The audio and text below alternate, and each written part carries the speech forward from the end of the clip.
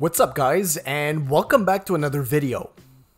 So on the channel, I've been showing a lot how to solder in walls and everything, but I never showed how to go about soldering when the pipe in question is in between two studs and has no flex or give in it. In my other videos, I would just cut the pipe, move it out of the way, and connect it. But in the real world, this is almost never the case. And in this video, I'll show you how to deal with this problem in a couple of different ways. So without further ado, let's jump right into it. The first thing I'd try to do would be to actually force them upwards or downwards to try to get the right angle. And sometimes with smaller pipes like 1/2 inch, it does the job. But if it's 3/4 of an inch, it's too tough to flex between two studs.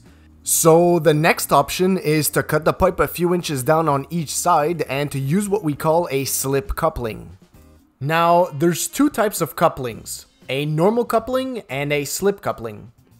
Here's your normal coupling, which has little stoppers stamped into it to make sure both of the pipes are centered when inserted all the way in. And the slip coupling is just straight without any of these.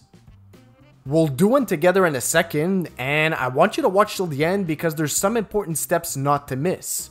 The idea is to cut two pieces of pipe for it to fit snugly in between and use two slip couplings to close the loop.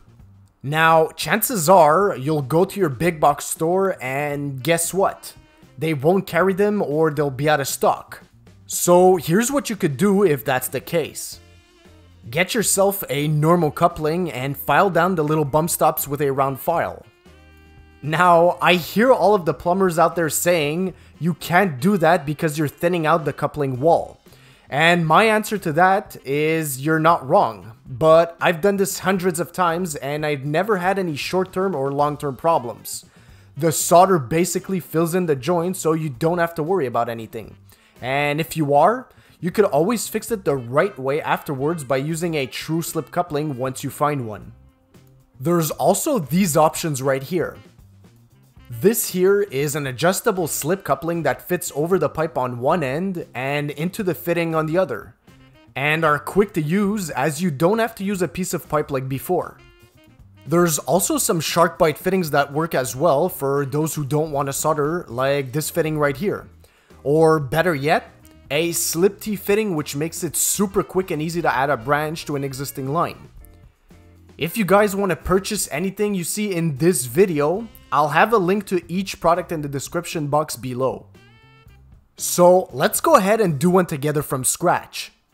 First off, we have to cut the pipe on both sides, and personally, my favorite copper cutter is the auto cut cutter to do this. Just align it, close it, and spin it till it's cut. Gotta love it. So you want to align your T fitting where it needs to go and cut two pipes so they fit perfectly in between and slip your couplings in place. Now there's one important step that you can't skip when doing this or you're almost sure of having a leak, and that's to mark the pipe. Let me explain.